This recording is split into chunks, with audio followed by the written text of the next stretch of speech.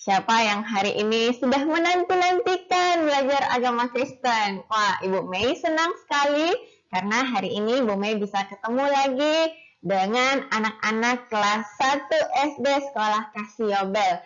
Anak-anak, Ibu berharap kalian tetap dalam kondisi yang sehat, yang kuat, yang semangat. Karena hari ini kita bersyukur kita punya kesempatan lagi untuk kita bisa belajar bersama. Nah, anak-anak, pagi ini kita akan sama-sama belajar lagi mengenai apa yang terjadi di Alkitab. Jadi kita mau belajar apa sih sebenarnya yang terjadi di Alkitab, apa yang Tuhan mau ajarkan kepada kita. Hari ini judul pelajaran kita itu adalah tentang Kain dan Habel. Anak-anak, minggu lalu kita sudah belajar bahwa ada dua manusia pertama yang Tuhan ciptakan. Masih ingat tidak namanya siapa? Yang laki-laki siapa namanya? Siapa? Adam. Yang perempuan namanya? Ada yang ingat? Hawa. Anak-anak, Adam dan Hawa ini jatuh ke dalam dosa karena apa? Karena mereka tidak taat. Mereka tidak taat perintahnya Tuhan. Mereka membuat Tuhan itu menjadi sangat sedih karena mereka tidak taat. Dan akhirnya apa? Akhirnya mereka diusir dari Taman Eden yang indah itu. Nah, sekarang kita akan sama-sama belajar apa sih sebenarnya yang terjadi setelah itu. Jadi, pasang telinganya baik-baik. Oke? Sebelum kita mulai, kita mau berdoa dulu. Mari kita berdoa. Tuhan Yesus, terima kasih Tuhan untuk pagi hari ini. Kami boleh kembali belajar. Kami akan sama-sama belajar apa yang terjadi di Alkitab dan kami berdoa, Tuhan yang tolong kami supaya kami boleh sungguh-sungguh belajar dengan baik. Telinga kami pakai untuk mendengar, otak kami pakai dengan baik supaya kami boleh belajar dengan sungguh-sungguh. Terima kasih Tuhan, tolong berkati waktu ini. Dalam nama Tuhan Yesus kami berdoa. Amin. Anak-anak, coba kalian perhatikan baik-baik gambar ini. Waktu Bapak Adam dan Ibu Hawa itu berdosa, Tuhan itu sama sekali tidak meninggalkan mereka. Tuhan tidak tinggalkan mereka. Tuhan tetap sayang sama mereka, mengasihi mereka. Sampai akhirnya Alkitab tulis bahwa mereka memiliki 2 orang anak laki-laki. Yang pertama namanya Kain. Coba anak-anak ulang. Siapa namanya? Kain. Dan yang kedua adiknya itu namanya Habel. Siapa? Habel. Good. Nah, 2 anak ini itu bertumbuh dengan baik. Mereka bertumbuh dengan baik, bertumbuh dengan sehat, bertumbuh dengan besar. Kain, nah ini kekenya. Si Kain itu menjadi seorang petani. Dia mengolah tanaman-tanaman supaya bisa dimakan. Nah, ini koko namanya. Yang kedua, si Dede. Dede namanya Habel. Habel ini adalah seorang gembala kambing domba. Gitu. Jadi dia yang jaga kambing domba supaya kambing domba makan dengan baik, sehat-sehat juga kambing dombanya. Jadi si Koko, Kain itu jadi petani, urus tanaman-tanaman.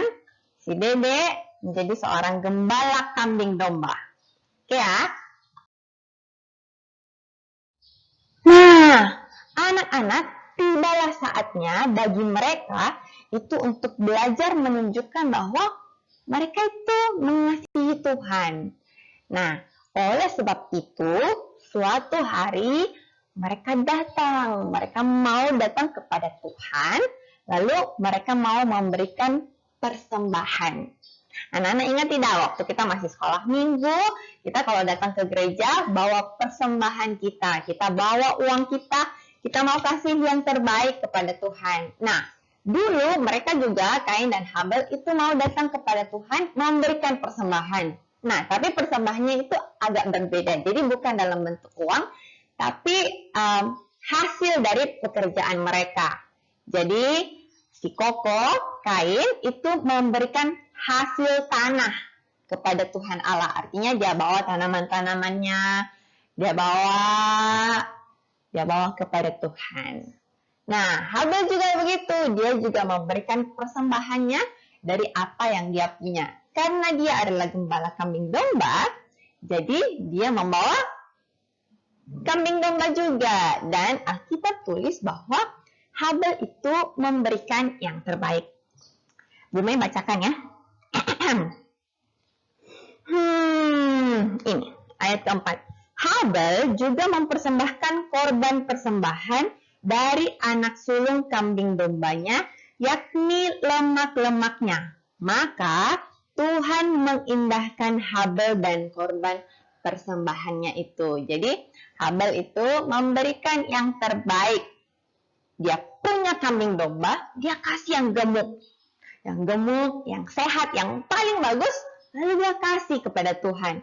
Waktu Tuhan lihat itu, Tuhan senang sekali. Wah, Habel ini mempersembahkan yang terbaik. Berarti kalau dia tahu mempersembahkan yang terbaik, itu karena dia mengasihi Tuhan.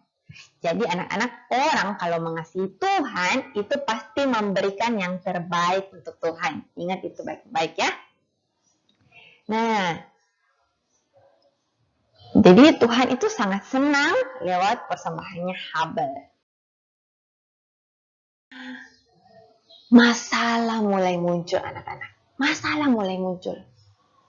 Waktu Kain melihat persembahannya Habel diterima, tetapi persembahanku tidak. Waktu Kain tahu itu, Kain mulai tidak senang. Koko mulai tidak senang. Di dalam hatinya itu tumbuh yang jahat. Muncul apa anak-anak? Muncul yang namanya iri hati. Aduh, dia tidak suka kalau Tuhan terima persembahan adiknya, sedangkan punya dia tidak. Mulai yang buruk itu muncul. Dia bertanya-tanya, Tuhan kenapa pilih kasih? Kenapa pilih persembahan adik tetapi tidak pilih persembahan saya? Yang salah adalah apanya anak-anak? Hatinya Kain. Nah, yang muncul itu adalah iri hati. Iri hati itu anak-anak kalau kita cemburu kepada apa yang orang lain punya sedangkan kita tidak punya, dan hal itu menyedihkan hatinya Tuhan. Nah, anak-anak, waktu iri hati itu muncul dalam hatinya Kain, Tuhan itu sudah sedih. Tuhan tidak mau kita punya itu di dalam hatinya kita. Tapi Kain itu tidak memperbaiki dirinya. Waktu dia mempersembahkan hasil tanahnya dan Tuhan tidak terima, seharusnya dia datang kembali lalu mempersembahkan yang lebih baik. Belajar dari adiknya Habel. Tetapi Kain tidak melakukannya. Malahan melakukan hal yang lebih buruk. Dosa iri hati dari Kain itu membuat dia melakukan hal yang jahat sekali kepada adiknya. Anak-anak, Alkitab tulis bahwa adiknya Habel itu akhirnya mati gara-gara Kain. Kain melakukan hal yang jahat sekali sampai adiknya mati. Anak-anak, Tuhan itu sangat sedih terhadap perbuatan dari Kain. Kain itu dikuasai oleh rasa iri sampai dia tega melakukan hal yang jahat. Aduh, anak-anak, Tuhan itu sangat sedih. Akhirnya Kain itu diusir dari rumahnya. Dia tidak boleh lagi tinggal di sana.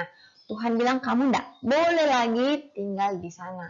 Aduh, sedih sekali anak-anak.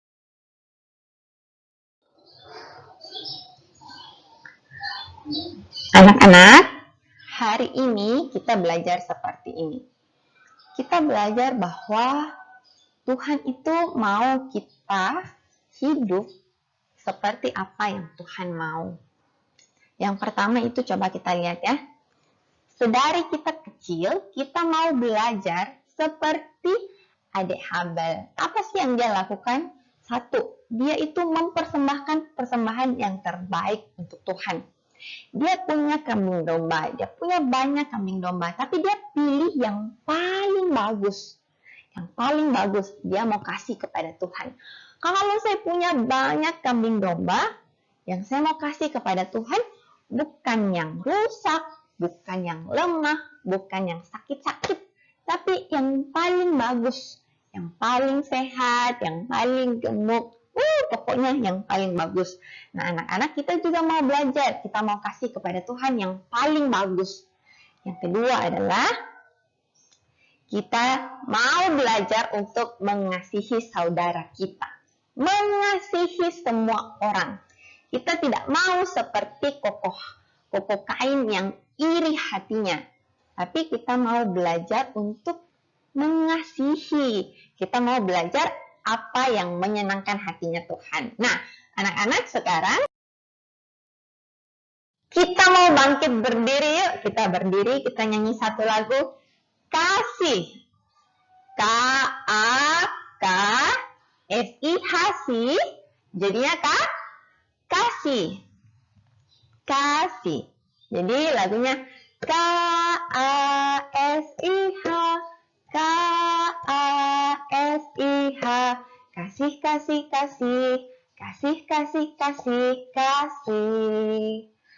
Kasih itu sabar, tidak suka marah-marah, sayang kepada teman, seperti kasih Yesus. Bisa anak-anak? Kita coba ya. Kita coba pakai gerakan gimana? Kalian tidak bisa lihat ibu ya. K-A-S-I-H.